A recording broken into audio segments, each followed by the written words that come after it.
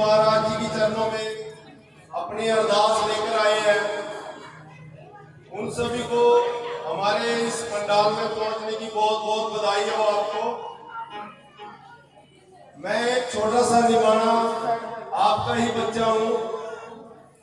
गुरु महाराज जी ने मेरे को 12 साल बाद एक नन्ही सी परी भेजी है मेरे घर में।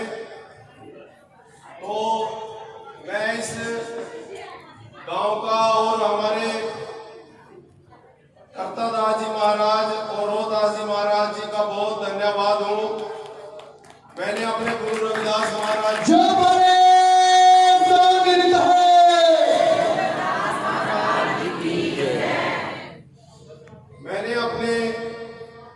रविदास महाराज जी के चरणों से जुड़ा रहा और उनसे हर समय अरदास करता रहा कि जब भी आप मेरी तरफ नजर करें तो इस निमाने बच्चे की भी सुन लेना।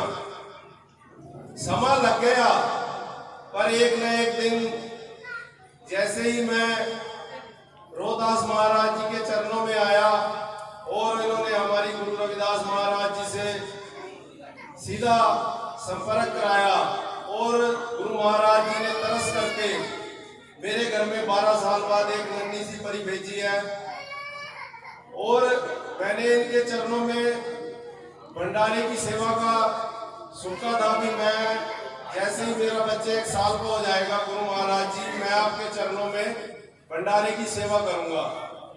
तो वो दिन आज बड़े खुशियों का दिन आया है जी। मैं अभी आप सभी की मतलब कि मेहरबानी लगा लो, कोई ना कोई हमारे बीच में ऐसा शख्स होता है जिसकी वजह से हमारी फरियाद सुनी जाती है।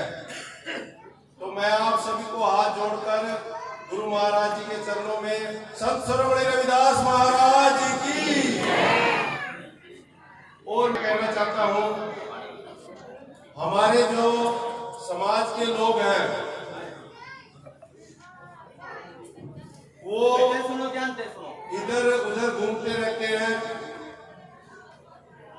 और ये बोलते रहते हैं, हम एक दूसरे को अपना संदेश भेजाते रहते हैं कि उस गुरु में इतनी शक्ति है, उस गुरु में इतनी शक्ति है। वो सत्संग वहां जाने सुनने से हमारा भला हो जाएगा, ये सत्संग सुनने में हमारा भला हो जाएगा। ये हमारे ना जो विचार है ये हमारे एकदम से मिथ्या है, ये गलत है। जिस गुरु ने हमें इस समाज में सिर उठाने की शक्ति बख्शी है, इस समाज में हम अच्छा कपड़ा पहन सकते हैं, अपने बच्चों को पढ़ा सकते हैं, हम उसका दर छोड़ के दूसरों के दर पे क्यों जाए? हमारे गुरु में कौन सी कमी है?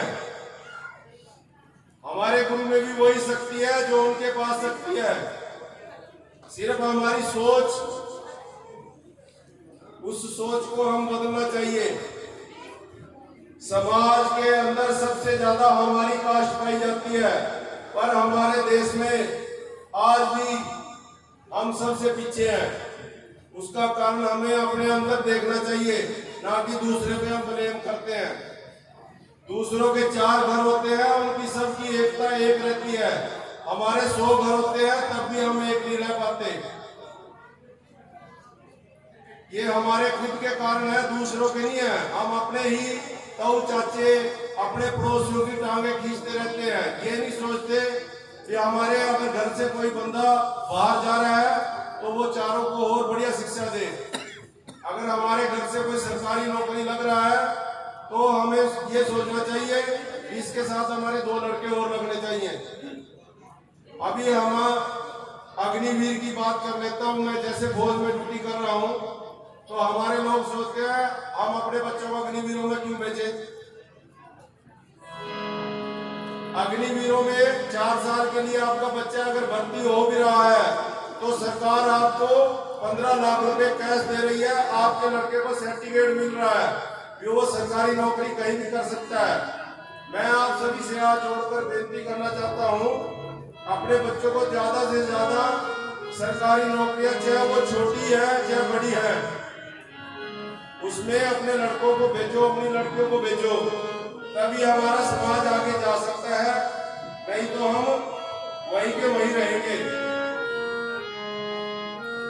तो तो मेरी सब बड़े भाइयों और माताएं जितनी भी हैं, पिताएं, सभी से हाथ जोड़कर बेनती है, इन छोटी छोटी बातों को इग्नोर मत करना। आने वाला समय सबसे महंगा हमारे कौम के ऊपर पड़ेगा। आप सब मेरे से ज्यादा समझदार हैं और इस समाज को जानते हैं। मेरे यही दो चार आपसे विचार थे। संत सरोवर रविदास महाराज की